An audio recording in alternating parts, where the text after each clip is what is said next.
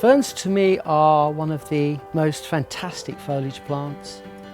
They're come in many forms, many colours, and after a few years you kind of get an eye for them, and they're very, very collectible, and you can have ferns in your back garden from all over the world.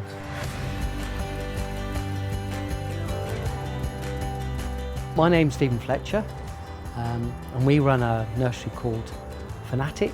Initially I started to grow ferns through growing orchids many, many years ago. Then I became chairman of Cambridge Orchid Society, and it was my job to grow the foliage plants to hide the pots. I used to grow a lot of maidenhairs and various other ferns to hide the pots, and the public were coming in and they were showing more interest in the ferns than the orchids. So that's kind of how it all started.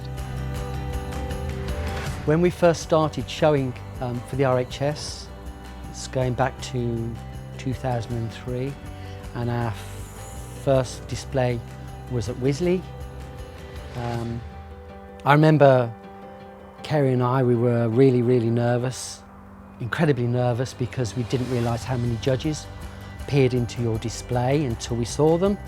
And we just walked away and went and stood by one of the pools there, and it was a really scary experience for us because we were complete novices at that time and we didn't know whether it would be good enough. And that's when we got our first gold medal. And we've dropped one medal since then, down to a silver gilt, but the rest of them have been golds, which has been really good for us.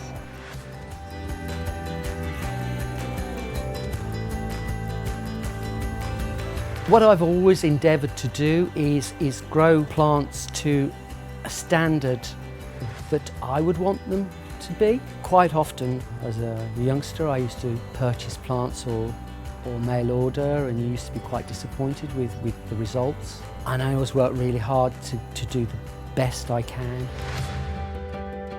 We do a few indoor plants, and they are now becoming more fashionable, which is great. They're not the easiest things to grow indoors, and I always say to people, try to find where the plant wants to be, not necessarily where you want it.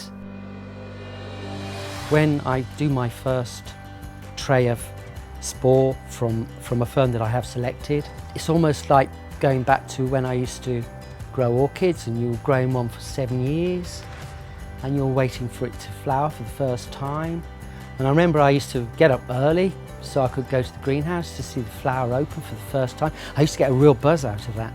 And the ferns are the same really. They take almost as long, some of them, to grow to maturity. But when you've got those little sporelings coming up and you see them developing for the first time, and the variation that you have is absolutely stunning. And I get the same buzz now as I did 20 years ago.